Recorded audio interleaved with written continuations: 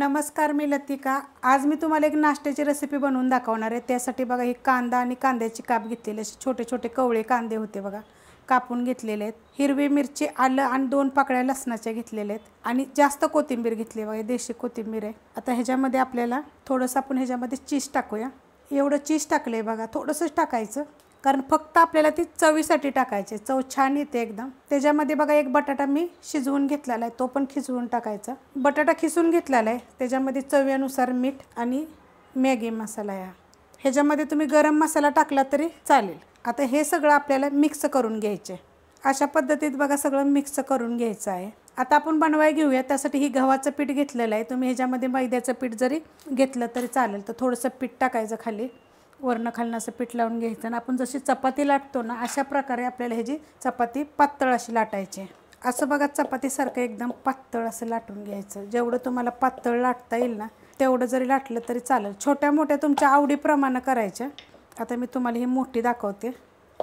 नाश्त्याच्या मी खूप साऱ्या अशा रेसिपी टाकलेल्या आहेत। ह्याला ना आपल्याला बटर लावून घ्यायचे। ह्याच्या अगोदर आपण ह्याला एक ते कट मारून घेऊया, मध्येपर्यंत असा मध्यभागीपर्यंत आला पाहिजे। आणि हे बटर आहे बघा, हा सगळीकडे आपण लावून घेऊया बटर। अशा प्रकारे ना लावून घ्यायचं सगळीकडे पसरून असा। बटरनं काय होतं, चव छान येते असे। बटर बघा मी सगळीकडे लावून घेतलेलं आहे। आता हे जे आपण घेतलं होतं ना, कांदा, बटाटा आणि कोथिंबीर, तर हे लावून घ्यायचे आपल्याला। पातळ लावायचं, जास्त जाड असं लावायचं नाही आहे। आता ह्याच्यामध्ये तुम्ही ना गाजर टाकू शकता, कोबी टाकू शकता, शिमला मिरची बारीक करून, आवडीप्रमाणे भाजी टाका। ही कांद्याच्या पातीची आणि ह्याची छान लागते, पण ह्याच्यामध्ये जरूर थोडंसं चीज टाका।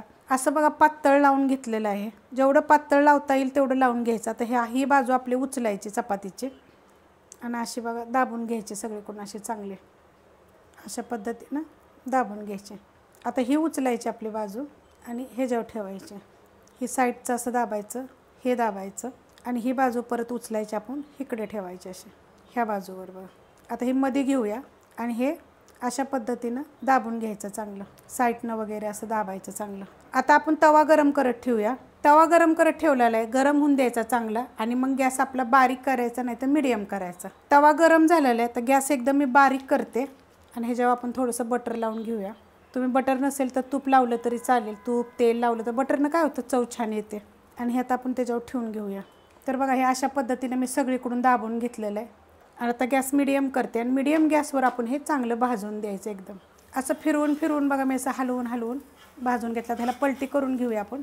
बघा किती मस्त असा क्रिस्पी झालेला आहे। आता याला खालच्या साईडनं पण आपल्याला तूप लावायचं आहे, असं हलवायचा, सगळीकडे लागत नाही। मग हे बटर नाही तर तूप लावलं तरी चालते।